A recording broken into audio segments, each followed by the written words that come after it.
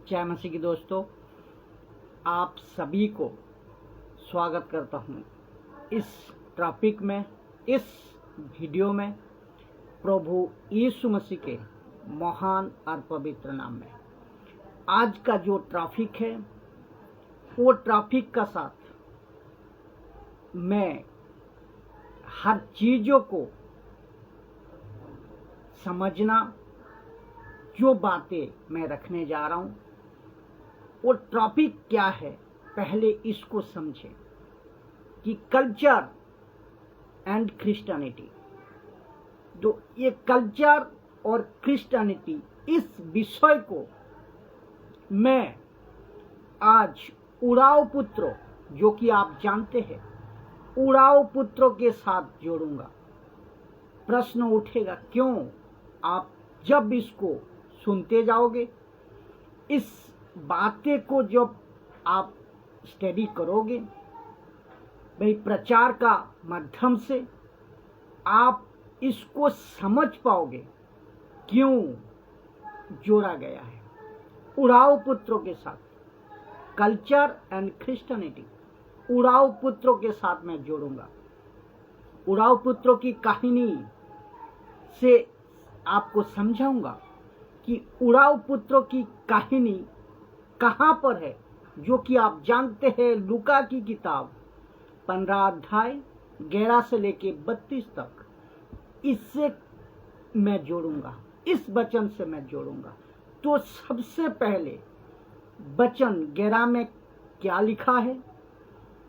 फिर उसने कहा, किसी मनुष्य के 2 पुत्र थे, किसी मनुष्य के 2 पुत्र थे। फिर वचन 12, 13, 14 ऐसे करके जब आप पढ़ते जाओगे 32 तक में, यानी कि कहानी आप सब पढ़े होंगे आप लोग, और नहीं पढ़े हैं तो पढ़ लीजिएगा।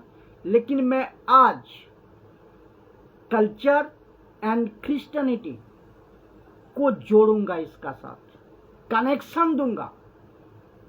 और तो एक है कल्चर, यहाँ 2 पार्ट है, एक है कल्चर, दूसरा है क्रिश्चियनिटी, क्राइस्ट फॉलोअर। तो एक बाप का 2 बेटा थे, जो आपको मैं वचन पढ़वाया, आपने पढ़ा भी है। एक बाप का बेटा, तो हम कि इसको कहेंगे कल्चर। किसको? छोटे बेटे। ये एक बाप का 2 बेटे हैं, एक छोटे एक बड़े। तो एक बाप का बेटा को हम जिसको कहेंगे कल्चर, किसको? छोटे बेटे को। क्यों मैं रखूंगा, आप समझ जाओगे।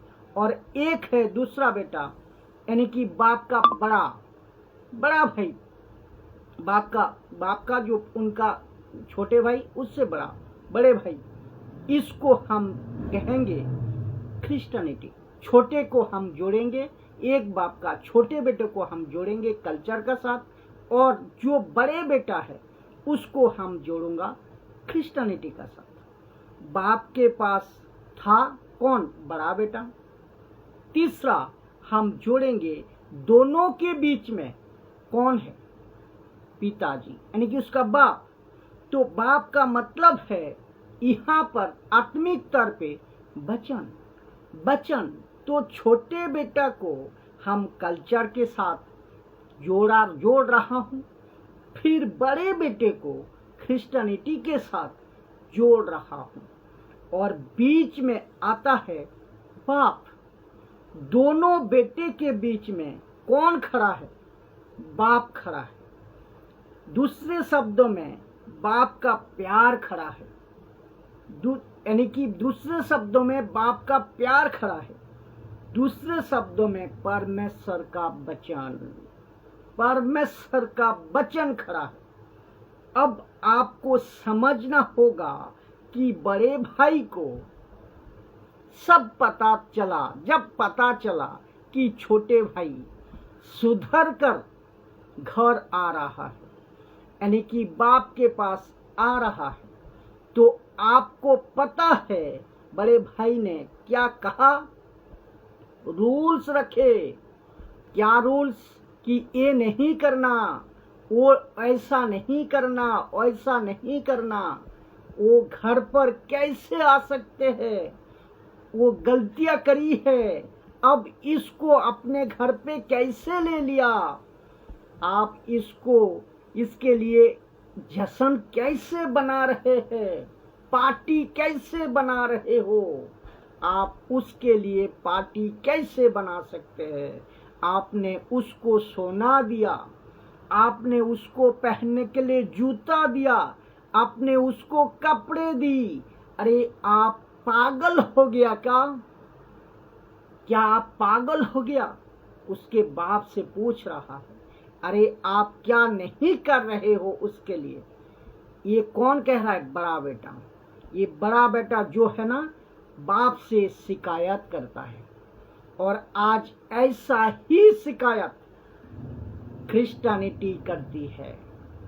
कहते हैं हमारे में तो ऐसा लिखा है, हम ऐसा मानते हैं, हम वो लेकर चलते हैं। आप इसका कनेक्शन आपको समझ आ रहा है? तो आप ये कल्चर को कहां से लेकर आएंगे? ये प्रश्न है। अभी बहुत सारे कॉन्सेप्ट मैं अभी क्लियर करूंगा, बने रहे तो। और मैं आपके सामने एक भी स्टेटमेंट, आप सभी को पता है, out of scripture, out of context, scripture वचन का बाहर नहीं देता। एक भी स्टेटमेंट वचन के बाहर, कॉन्टेक्स्ट के बाहर नहीं देता हूं। तो दोस्तों, मजबूती से बने रहे, ध्यान से सुने, समझे। अभी हम उड़ाऊ पुत्र से हम क्या सीखेंगे, क्या सीख सकते हैं? एक है छोटा बेटा, कल्चर संसार से भटक कर अंदर आया, बाप के घर पे लौट आया। और ऑलरेडी एक बाप के पास घर पे है। वो कौन है? वो बड़ा बेटा। वो कहता है कि ये नहीं चलेगा, ये नहीं होगा। अभी इसको आप सुनिए। निर्गमन की किताब 20 अध्याय 25 नंबर वचन, निर्गमन 20 अध्याय 25 नंबर वचन कहता है, आपने कभी ध्यान दिया तो सुनिए वचन को।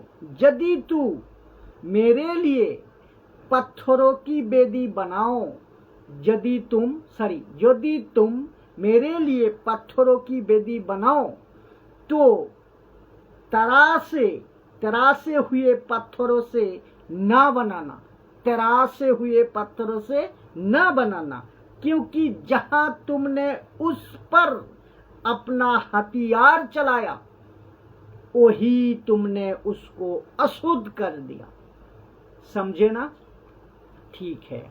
इसका मतलब है परमेश्वर उन दिनों में भी चाहता था कि जब भी पत्थर की बेदी बने, अल्टर जिसको कहते हैं, जिससे आप परमेश्वर को सैक्रिफाइस देते हो या बलिदान के रूप में देते हो, या फिर अपने पापों की माफी मांगते हो, या परमेश्वर को खुश करते हो, तो वो जो बेदी होनी चाहिए ना, वो पत्थर की ही होनी चाहिए। लेकिन उसको ना ना ना ना होना चाहिए। क्या ना होना? तरस ना होना चाहिए। यानी कि उस पत्थर की ऊपर हथौड़ा नहीं मारना चाहिए, किसी प्रकार का कोई स्क्रैच, दाग नहीं होना चाहिए। ऐसा क्यों दोस्तों? ऐसा क्यों? क्योंकि वचन को मैं और एक बार पढ़वा दूं ताकि आप समझे। यदि तुम मेरे लिए पत्थरों की बेदी बनाओ, तो तरासे हुए पत्थर से नहीं बनाना, क्योंकि जहां तुमने उस पत्थर पर अपना हथियार लगाया, वही तुमने उसको अशुद्ध कर दिया। समझ गया? तो हथौड़ा नहीं मारना चाहिए। ऐसा क्यों दोस्तों, ऐसा क्यों? आप सोच को देखिए, ऐसा क्यों? मैं इसको न्यू स्टेटमेंट से भी कनेक्ट करूंगा, यीशु से भी कनेक्ट करूंगा, लेकिन इसको पहले समझे। तो ये पत्थर की बेदी जिसको तुम लेकर आए हो ना, वो सेबलेस होता है, सेबलेस। अगर हथौड़ा नहीं चलाया ना तो वो सेबलेस होता है। लेकिन कुछ विश्वासी, कुछ क्रिश्चियनिटी क्या कर रही है आज पता है? कि बेटे को जो बाहर से आता है ना, वो जो भी आप इस बाहर से आता है, वो हिंदू हो, वो मुस्लिम हो, वो सिख हो, वो पारसी हो, आदिवासी हो, जो भी संसार से आता है बाहर से, वो जब आता है, ये जो बड़ा भाई है ना, ये क्या करता है, जिसको मैं कलेसिया का साथ भी आपको जोड़ रहा हूं, आप समझ जाओगे। तो ये जो बड़ा भाई है ना, ये क्या कर रहा है? कुछ इसको सेब देने की कोशिश करता है। कुछ बड़े भाई, कुछ पास्टर, कुछ कलेसिया, कुछ मेंबर्स इसको सेब देने की कोशिश करता है, उसको आकार देने की कोशिश करता है। तुम ऐसे कपड़े पहनो, ऐसे नहीं पहनो, मत पहनो। पूरे व्हाइट पहनना है, पूरे काले पहनना है। महिला को पूरा ऊपर से नीचे तक क्या कहते हैं ना, आपको सफेद कपड़ा, सफेद साड़ी, सलवार कमीज ये पहनना है, ये नहीं पहनना है। आप जितने सफेद पहन लीजिए उतना पवित्र, कहता है उतना पवित्र हो जाओगे। ये कहता है, सिखाता है, उसका मतलब उसको सेब देना चाहते हैं। ये विषय अलग है कि सफेद कपड़ा पहनकर काले काम कितने करते हैं, ये विषय अलग है, उस पे मैं नहीं जा रहा हूँ। ये विषय अलग है। फिर कहता है कि आपको ये नहीं करना है, वो नहीं करना है। इसको कहते हैं हथौड़ा मारना। और परमेश्वर क्या चाहता है? कोई सेब की जरूरत नहीं, जरूरत नहीं है। जैसा है मैं रखूंगा, जैसा है वैसा ही चलेगा। तो मैं वापस कहता हूं, ऐसा कोई सेब परमेश्वर को पसंद नहीं है। मत्ती की किताब उसका 16 का 18 क्या लिखा है? कि मैं भी तुझसे कहता हूं कि तू पत्रस,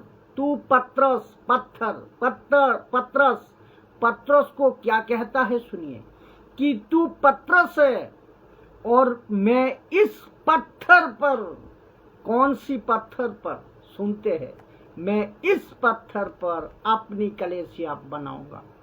तो इसका मतलब है पत्रस पत्थर है और आप और हम सब पत्थर है, आत्मिक तौर पे समझे। और यीशु कहता है कि मुझे जो पत्थर चाहिए वो कैसा होना चाहिए, मुझे उसमें आकार नहीं चाहिए, कोई भी आकार नहीं चाहिए, मुझे किसी प्रकार का हथौड़ा नहीं चलना चाहिए। मैं ओल्ड स्टेटमेंट से भी इसको मैं कनेक्ट कर रहा हूँ, इसीलिए कर रहा हूँ क्योंकि आपको समझना होगा कि तब भी और अभी प्रेजेंट में और आगे भी, जो कि इब्रानियों का किताब 13 का 8 ये प्रूव करता है कि परमेश्वर को किसी तरह से कोई सेब नहीं चाहिए। जैसा है ऐसा, इसीलिए तो कहा है पत्थर पर, इस पत्थर पर मैं कलीसिया बनाऊंगा। तो इब्रानियों का 13:8 क्या कहता है? इस कंसेप्ट को आपको सपोर्ट करने के लिए परमेश्वर ये लिखा है इब्रानियों 13 का 8 में, परमेश्वर काल आज जुगानुजुग एक जैसा है। परमेश्वर एक सा है, आपको ये समझना होगा। जुगानुजुग एक सा है, इसका मतलब तब भी आज भी और आगे भी एक जैसा है, एक सा है। इसीलिए कंटेक्स्ट में मैं बात रख रहा हूं, जो कि परमेश्वर कहता है कि मैं इस पत्थर पर अपनी कलीसिया बनाऊंगा, और जब मैं कलीसिया बनाऊंगा तब क्या लिखा है, तब अधोलोक के फाटक उस पर प्रबल नहीं होगा। अधोलोक के फाटक उस पर पकड़ नहीं होगा। जब मैं एक प्रचार में रखा था, जब लूसीफर की बात करी थी, वो लूसीफर तब तक आपके ऊपर प्रबल नहीं होगा अगर तुम यीशु के तरीके में चलोगे तो, यीशु के तरीके से चलोगे तो यीशु के तरीके से, कि ना कि बड़े भाई के तरीके से। यहाँ उड़ाऊ पुत्रों के बाप के जो बड़े बेटा है, ना कि उसके हिसाब से। तो यीशु के तरीके से आपको चलना है, ना कि बड़े भाई के तरीके से। समझ आया?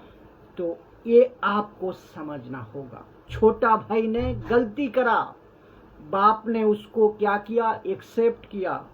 वो जैसा था वैसा क्या किया, एक्सेप्ट किया।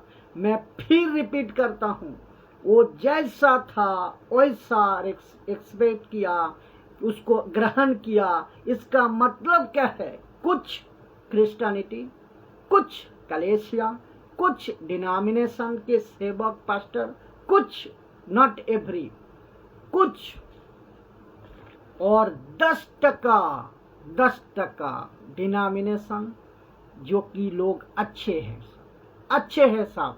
बाकी 90% क्रिश्चियनिटी कहती है आपको ऐसा करनी है, रूल्स ऐसा आपको नहीं करना है।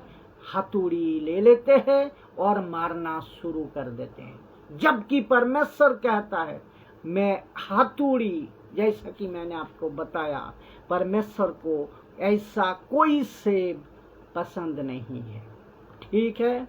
तो और मारना ये लोग शुरू कर देते हैं। आपका उठना ऐसा होना चाहिए, आपका बैठना ऐसा होना चाहिए, ये नहीं करना, वो नहीं करना। हम किसी को इस तरह बकवास को हम नहीं करेंगे, नहीं सुनेंगे।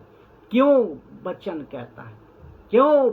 कहता है आज सबसे ज्यादा गड़बड़ इस बड़े भाई में आया है, लाया है सबसे ज्यादा गड़बड़। अगर मसीहत में गांधी जी का एक स्टेटमेंट पता है क्या था, मसीह अच्छा है, मसीहत नहीं। गांधी जी कह गया ये मसीह अच्छा है, मसीहत नहीं। क्राइस्ट अच्छा है, ये बोल कर गया है, क्रिश्चियनिटी नहीं। ये गांधी जी ने क्यों बोल कर गया? तो जरा सोच को देखिए। मैं वापस कहता हूं, आज भी बहुत सारे लोग जब अंदर आते हैं कलीसिया में, वो आकर कहता है मुझे तो पता चला बड़ा गड़बड़ी यहीं पर है, कलीसिया के अंदर। अब आप सोचिए कि ब्लैक पैंट पहनो या व्हाइट पैंट पहनो, चक्कर कहां से आ गया? ये सब कॉन्सेप्ट आप समझ में आ रही होगी आपको। कई जगह में तो ऐसा भी कहते हैं मनुष्यों का मुझे नहीं रखना, और ऐसा बहुत सारे नियम लागू करते हैं और चलते भी है। तो इस बड़े भाई ने बिगड़ा है और वो हथौड़ा मारना शुरू करते हैं। और लेकिन यीशु कहता है कि मैं अपनी कलीसिया बनाऊंगा। मैं तुमसे कहता हूं कि मैं इस पत्थर पर अपनी कलीसिया बनाऊंगा। तो लिखा है अपनी कलीसिया, तो यीशु को अपने कलीसिया बनाने दो ना। आप बड़े भाई मुझ जैसा स्पीचर बीच में क्या कर रहा है, ये आपको समझना होगा। यीशु को अपने कलीसिया बनाने दो ना, उसकी तरीके से, आपके तरीके से नहीं। तो और आपको बड़ा भाई बीच में क्या कर रहा है, यहाँ बड़ा भाई बीच में क्या कर रहा है, ये आपको समझना होगा। अभी आप जहां कहीं से भी सुन रहे हैं, देख रहे हैं, भारत से, भारत के बाहर से, पाकिस्तान से, दुनिया के कोई भी कोने, जहां तक मेरी हिंदी आपको समझ आ रही है, आप देख रहे हैं जहां से, तो आपको यीशु बनाया है ना, आपको यीशु बनाया है ना, तो बाकी लोग क्यों आपको बना रहे हैं, बताइए। बाकी लोग क्यों आपको बना रहे हैं। और ये चीज बोलता हूं, एक चीज आपको सुनो कि दारू पीकर जितने लोग नरक नहीं जाएंगे, व्यभिचार करके जितने लोग नरक नहीं जाएंगे, मूर्ति पूजा करके जितने लोग नरक नहीं जाएंगे, उतना गलत शिक्षा के आकर नरक चले जाएंगे। ये सबसे बड़ा दुख की बात होगा न्याय के दिन में। इसीलिए पतरस कहता है कि जब मैं पहला, जब हमसे आरंभ होगा, पतरस कहता है जब न्याय पहला हमसे यानी कि सेवकों से शुरू होगा, तो उनका क्या होगा जिन्होंने यीशु को नहीं जाना। तो मैं हमसे शुरू होगा न्याय, हम सभी सेवकों से शुरू होगा पहला न्याय। ये समझना बहुत जरूरी है। तो कलीसिया को भी, कलीसियाओं के मेंबरों को भी, पूरी दुनिया के जितने भी जहां भी कलीसिया यीशु की है, इन सभी को ये वीडियो शेयर करें ताकि लोग समझे, सत्य को जाने। ये क्रिश्चियनिटी तय नहीं करेगा। मैं आपको बताऊं, ये समझना बहुत जरूरी है। तो कलीसिया कैसी होनी चाहिए, ये क्रिश्चियनिटी तय नहीं करेगा। मैं फिर से कहता हूं कि यीशु की कलीसिया कैसी होनी चाहिए, ये क्रिश्चियनिटी तय नहीं करेगा, ये तय करेगा वचन। ये परमेश्वर का वचन तय करेगा। वचन तय करेगा कि कलीसिया कैसी होनी चाहिए। ना मैं तय करूंगा, ना कोई डिनोमिनेशन तय करेगा। ऐसा वाला बाबा या वैसा वाला बाबा, पैसा वाला है या पैसा वाला नहीं है, ये नहीं तय करेगा। ये तय करेगा कौन? वचन तय करेगा। कलीसिया कैसी होनी चाहिए, ये परमेश्वर का वचन तय करेगा। अभी बात आपको समझ में आया? ये बात आपको समझना है। मैं क्या प्रचार करता हूँ, क्या प्रचार कर रहा हूँ? वचन। मेरा हर वीडियो आप उठा कर देख लीजिए, 20-25 वीडियो देखिए, तब समझ आएगा। हर सिर्फ और सिर्फ वचन वचन वचन, और एक भी वचन के बाहर प्रचार नहीं मिलेगा। और ये वचन के विरोध में बात आपको नहीं मिलेगा। तुमको समझ नहीं आएगी। कुछ लोगों को वो चीज अलग है, लेकिन देर सवेर आपको समझ जरूर आएगी। प्रभु ने जरूर आपकी मदद करेगी, दिमाग खुलेगी बत्ती। तो परमेश्वर के वचन के साथ कभी भी कंप्रोमाइज नहीं करना। तो कलीसिया कैसी होनी चाहिए, ये डिनोमिनेशन तय नहीं करेगा, ये क्रिश्चियनिटी तय नहीं करेगा। ये तय करेगा, ये ना कैथोलिक वालों, ना मेथोडिस्ट, ना CNI, ना मेल लाइन, ना आप लाइन, ना आपको डाउन लाइन, ये लोग तय नहीं करेगा। कलीसिया कैसी होगी ये लोग नहीं तय करेगा। कौन तय करेगा? वचन तय करेगा, स्क्रिप्चर तय करेगा। आज 90% क्रिश्चियनिटी लोग यही करते हैं, यही कहते रहते हैं कि हमें ये नहीं चलता, हमें वो नहीं चलता, हमें वो नहीं चलता। मतलब क्रिश्चियनिटी तय करते हैं। आप कैसे, ये ऐसे मत रहो, आप ऐसे रहो, आप इसको मानो, आप इसको ना मानो, ये मेरी रूल्स है, ये मेरी रूल्स नहीं है, ये नहीं चलता, ऐसा कहते हैं। ये सब डब्बे में डालो। जो आपने नहीं, आप पे नहीं चलता आप में, तो उसको उठाकर डब्बे में डालो। मतलब डस्टबिन जिसको कहता है, यानी कि कचरे के डब्बे। आपको आपके नियम, आपके रूल्स व्यवस्था कम थी क्या? हमारे लिए फिर थोपा जा रहा है। उन दिनों में व्यवस्था कम थी क्या? आज आप और व्यवस्था डाल रहे हैं। तुमने आप लोगों से क्या बना कर रखे हो? तुमने आप लोगों को कैसे, लोगों को कैसे क्या सिस्टम में बना कर रखे? बाहर बाबा लोग कम थे क्या? हमको फिर आप सताते हो। तुम शुरू हो गए फिर तो संसार में बाहर के जो मसीह आते हैं, तुम यीशु को समझाने के बजाय तुम्हारी नियम कानून समझाने लगते हो। ये क्या बकवास है? तो यहाँ पर कुछ चीजें घटी थी। कहाँ? ध्यान से सुनिएगा। पत्रस को, पौलुस को और पवित्र आत्मा को मैं यहाँ जोड़ रहा हूँ, और मैं कहाँ जोड़ रहा हूँ ये भी ध्यान दीजिएगा दोस्तों। पत्रस को, पौलुस को और पवित्र आत्मा को मैं प्रेरितों के काम 15 अध्याय 19 नंबर से 28 तक वचन तक मैं क्या हुआ था। दरअसल यहूदी और अन्य जाति एक साथ मिलते थे चर्च में, ठीक है। वो चाहे करंथियों की कलीसिया हो, वो चाहे इफिसियों की कलीसिया हो, या पौलुस या पत्रस की कलीसिया हो, एक साथ मिलती थी।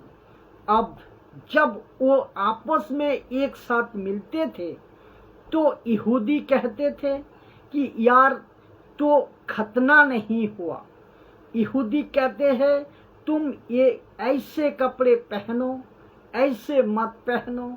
फिर अन्य जाति कहने लगे, अरे यार हमको तो ऐसा सिखाया, हमको तो इसी तरह बताया गया, हमको तो खतने के बारे में पता ही नहीं, हम तो ऐसा रहते हैं, हमारे कल्चर तो ऐसा चलते हैं। अब ये सारी चीजों को लेकर वहां पर एक प्रकार की खिचड़ी बन रही थी। तो उसको उठाकर पौलुस, पत्रस, याकूब, इन सभी ने एक मीटिंग बिठाई, और ये मीटिंग के अंदर ये तय हुआ। आइए देखते हैं क्या लिखा है। पत्रस पौलुस पहले बात कर रहा है। लिखा है, इसीलिए मेरा विचार, वचन 15 से 19 कहते हैं, मेरा विचार ये है कि अन्य जातियों में से जो लोग परमेश्वर की ओर फिरते हैं, हम उन्हें दुख ना दें। किस क्षेत्र में दुख ना दें? तो लिखा है, दुख का मतलब यहाँ मतलब खतना की बातें, लेकिन इसको साथ में और भी है, सिर्फ खतना नहीं और भी है, तो मैं उसको भी रखूंगा वचन का साथ। फिर वचन 15 से 29 कहता है, 15 का 29 कहता है, पवित्र आत्मा को, प्रेरितों का काम 15 अध्याय 29 नंबर वचन कहता है, पवित्र आत्मा को और हमको, इसका मतलब हस्तक्षेप क्या कहता है? हस्तक्षेप किया पवित्र आत्मा ने। पवित्र आत्मा कहता है कि पत्रस खबरदार, यीशु की कलीसिया यीशु की तरीके से चलेगी। उसने पौलुस को कहा, खबरदार, जब अन्य जाति मन फिराते हैं, तुम अपना सिस्टम, अपना रूल्स उन पर नहीं थोपोगे।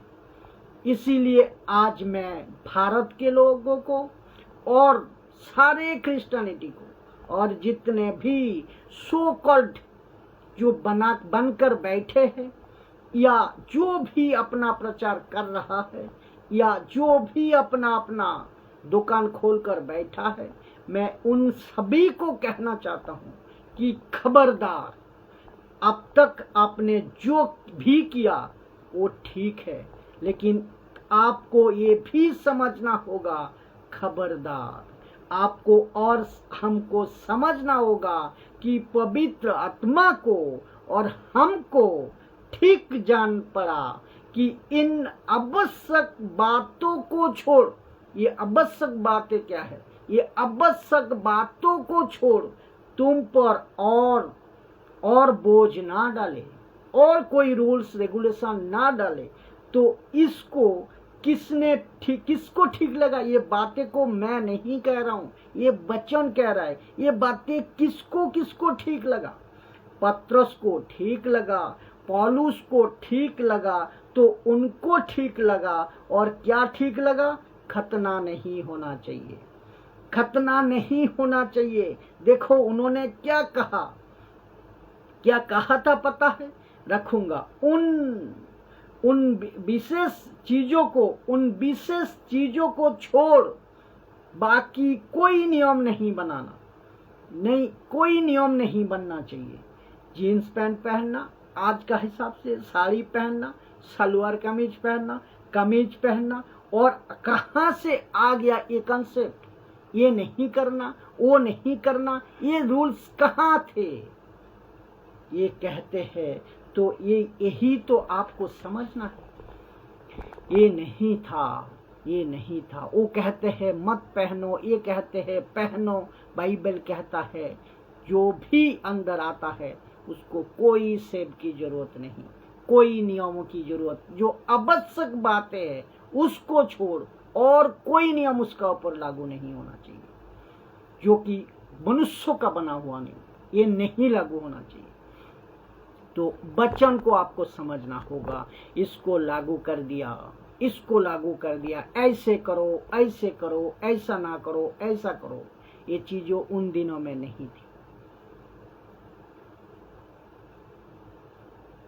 तो पत्रस, पौलुस और पवित्र आत्मा को क्या जान पड़ा? ठीक जान पड़ा। इन आवश्यक बातों को छोड़ तुम पर और बोझ ना डालें।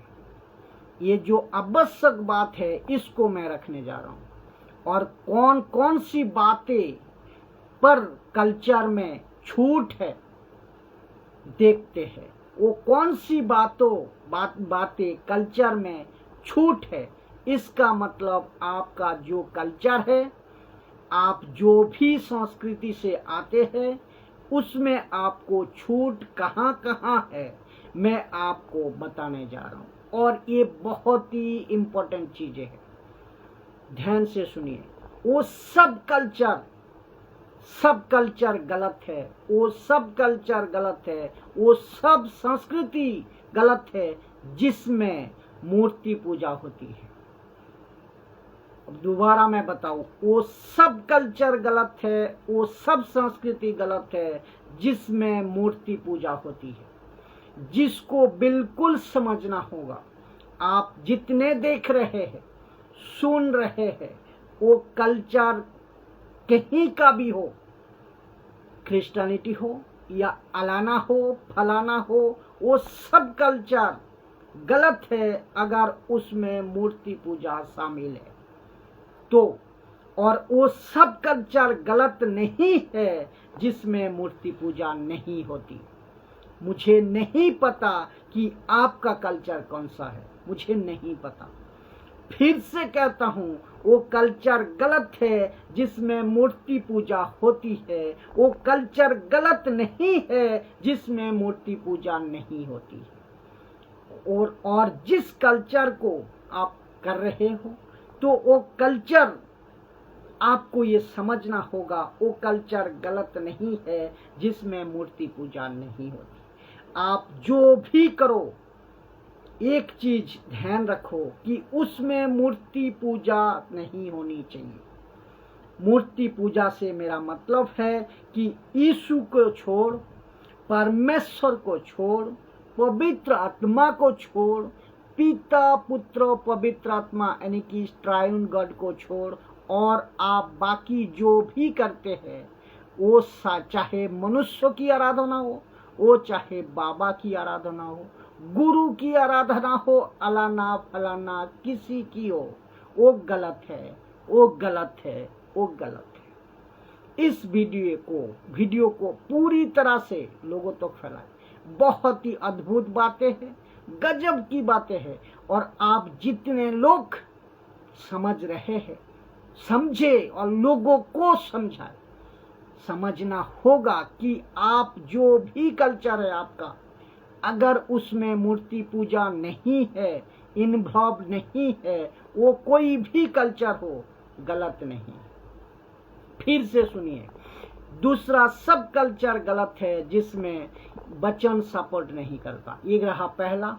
दूसरा सब कल्चर गलत है जिसमें वचन सपोर्ट नहीं करता, स्क्रिप्चर सपोर्ट नहीं करता।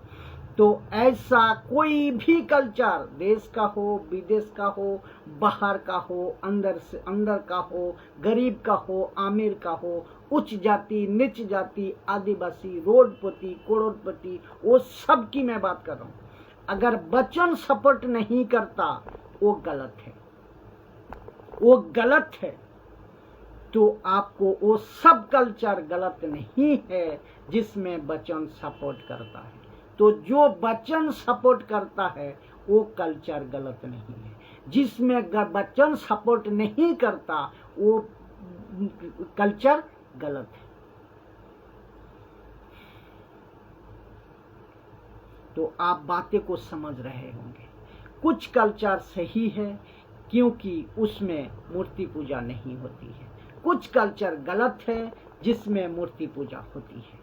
कुछ कल्चर गलत इसीलिए है वचन सपोर्ट नहीं करता, और कुछ कल्चर सही है क्योंकि उसको वचन सपोर्ट करता है। इसको सुनिए, वो चाहे सिंदूर लगाना हो, बिंदी लगाना हो, वो चाहे लिपस्टिक्स लगाना हो, वो चाहे सर पे पगड़ी पहनना हो, वो चाहे बाप के मरने के बाद मुंडन कराना हो, ये सब में अगर मूर्ति पूजा शामिल है तो गलत है। अगर इसमें मूर्ति पूजा नहीं है तो सही है। अगर वचन सपोर्ट नहीं कर रहे हैं तो वो सब गलत है। अगर वचन सपोर्ट कर रहा है तो वो सब सही है। तो आपको ये सिंपल सी बात है, इसको आपको समझना होगा। कुछ लोग ये बातें को समझ नहीं पाते, इसके लिए इस वीडियो को उनको जरूरत है। मैं समझता हूँ कि जहां तक हो सके इनको भेजे ताकि वो समझे, सीखे। यही तो आपको समझना है और यही तो आपको लेकर चलना है। तो आपको करना क्या है? आपको वचन की स्टडी करना है। प्रकाशित वाक्य 7 का 9, उसके बाद मैंने दृष्टि की लिखा है। प्रकाशित वाक्य 7 का 9, उसके बाद मैंने दृष्टि की और देखो हर एक जाति और कुल के लोग और भाषा के लोग, एक बड़ी भीड़ जिसे कोई गिन नहीं सकता। यहाँ कौन कौन है? ट्राइब है, लैंग्वेज है, पीपल है, नेशन है। श्वेत वस्त्र पहना था। मैं उसको वचन रखूंगा। प्रकाशित वाक्य 7 का 9, रेवलेशन चैप्टर 7 वर्स 9 लिखा है, इसके बाद मैंने दृष्टि की और देखा हर एक जाति, हर एक कुल और लोग और भाषा में से एक ऐसी बड़ी भीड़ जिसे कोई गिन नहीं सकता था। श्वेत वस्त्र पहने और अपने हाथों में खजूर की डालियां लिए हुए सिंहासन के सामने और मेमना के सामने खड़ी है। हर एक मनुष्य, हर जाति, हर कुल, हर लोग, हर भाषा के लोग। इसका मतलब प्रभु चाहता है कि हर जाति के लोग, हर भाषा के लोग, हर नेशन के लोग, हर लोग परमेश्वर के राज्य में अनंत काल के लिए रिप्रेजेंटेटिव यानी कि प्रतिनिधित्व हो। परमेश्वर ये चाहता है हर लोग इसको, उसके राज्यों को प्रतिनिधि हो, परमेश्वर के राज्यों को प्रतिनिधि हो। ये आपको समझना बहुत जरूरी है। तो इनमें से जो भी है ना कहते हैं मैं सिंदूर का नहीं यूज कर सकता, मैं वो नहीं कर सकता, क्यों? मैं फिर से कहता हूं, उसमें अगर मूर्ति पूजा है तो नहीं करना। अगर मूर्ति पूजा नहीं है तो बिल्कुल करो। वचन सपोर्ट करता है तो बिल्कुल करो, वचन सपोर्ट नहीं करता है तो मत करो। ये सारी चीजों में पागड़ी बनना, लिपस्टिक्स लगाना, ये जो पंजाबियों का कल्चर है, और ये पैरालाल बहुत बहुत कुछ है जो मैं आपको सब बता चुका हूँ। जिसमें मूर्ति पूजा नहीं है उसको करो, और जिसमें मूर्ति पूजा है कल्चर में उसमें उसको मत करो, नहीं करना है। तो देखिए, और ये चीज मैं आपको बोलना चाहता हूँ, देखिए वचन से बड़ा, क्यों ये बात को आपको समझना होगा, वचन से बड़ा, यीशु से बड़ा कोई कल्चर नहीं है। वचन से बड़ा, यीशु से बड़ा, परमेश्वर से बड़ा कोई कल्चर नहीं है। तो ये सब बाद में आते हैं, जितने भी कल्चर है पहले आते हैं परमेश्वर। तो अभी जितने पास्टर सुन रहे, आपको ये ध्यान देना होगा, और परमेश्वर के राज्यों में ये बातें को आपको लेकर चलना होगा, सिखाना होगा, सीखना होगा। अलग से हथौड़ी मारने का बजाय, अलग से हथौड़ी ठोकने के बजाय आप क्राइस्ट फॉलोअर को ऐसा सिखाए जो वचन सपोर्ट करता है। यीशु जो कहता है उसको सिखाए। पवित्र आत्मा को जो ठीक पड़ता है, पत्रस पौलुस को जो ठीक पड़ता है, उन्होंने बताया। मैं भी एक प्रचारक, उनकी बातें को मैं बता रहा हूं ताकि आप बातें को समझे। आपको एक एक चीज का न्याय देना होगा प्रभु को। यीशु मुझे पूछेगा, यीशु आपको पूछेगा कि क्यों ऐसा किया वचन का बाहर, वो पूछेगा। तो और सबसे ज्यादा आपका क्या होगा न्याय? सबसे पहला न्याय सेवकों का होगा। तो हम सभी सेवकों को कैसे सीखना, कैसे सिखाना, बच्चों का साथ कैसे रहना, ठीक से लेकर चलना कितना इम्पोर्टेंट है, कितना गंभीर विषय है। इसको हर सेवकों को प्रचार करते वक्त में अपने ध्यान में, अपने सहन में रखना ही होगा। तो ये सारी चीजें मैंने अभी बताया कि ये सारी चीजें जो है ना, मैं अभी जो बताया, आप तभी कर सकते हैं जब वचन सपोर्ट करते हैं। अगर नहीं वचन सपोर्ट करे तो आपको नहीं करना है। बस सीधी सी बात है। जो कल्चर को वचन सपोर्ट करता है उसको करो, जो कल्चर को वचन सपोर्ट नहीं करता है उसको मत करो। और जो कल्चर का साथ मूर्ति पूजा संबंधित इन्वॉल्व है, मूर्ति पूजा इन्वॉल्व है, उसको मत करना। और जो कल्चर में मूर्ति पूजा इन्वॉल्व नहीं है उसको करें। बस सिंपल सी बात है। इसको सुनिए, 1 कुरिन्थियों 9:20 कहता है, मैं यहूदियों के यहूदी बना, यहूदियों के लिए यहूदी बना, कि यहूदियों के खींच लाओ। क्यों बना? क्योंकि मैं यहूदियों को खींच लाऊं। जो लोग व्यवस्था के अधीन है उनके लिए मैं व्यवस्था के अधीन ना होने पर भी व्यवस्था के अधीन बना हूं। इसका मतलब पौलुस कहता है, मैं यहूदी नहीं था, मैं नहीं चाहता था कि मैं उनके अधीन हो जाऊं, लेकिन उसके बावजूद भी मैं हुआ। क्यों? क्योंकि ताकि उनको खींच लाओ, ताकि उनको प्रभु में लाओ, ताकि उनको यीशु की बातें बताओ, ताकि उनको परमेश्वर की राज्य की बातें बताओ। पहला करंथियों 9:23 कहता है, और मैं सब कुछ करता हूँ सुसमाचार के लिए, मैं करता हूँ, सब कुछ करता हूँ, कहता है सब कुछ करता हूँ सुसमाचार के लिए करता हूँ कि औरों के साथ उसका भागी हो जाओ, भागी हो जाओ, औरों के साथ उसका भागी हो जाओ। इसको सुनिए दोस्तों, भजन संगीता 1:1, क्या धन्य है वो पुरुष जो दुष्टों की युक्ति पर नहीं चलता, धन्य है वे पुरुष जो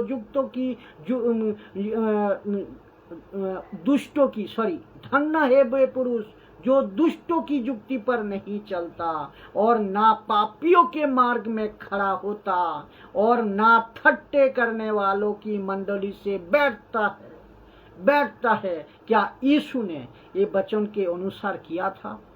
आपको पता है इसका जवाब, सही जवाब है नो, नहीं किया था, नहीं किया था, नहीं किया था। तो यीशु ने ये वचन का पालन नहीं किया। अभी आप बोलोगे कैसे? आपको पता है यीशु को सूली पर क्यों चढ़ाया?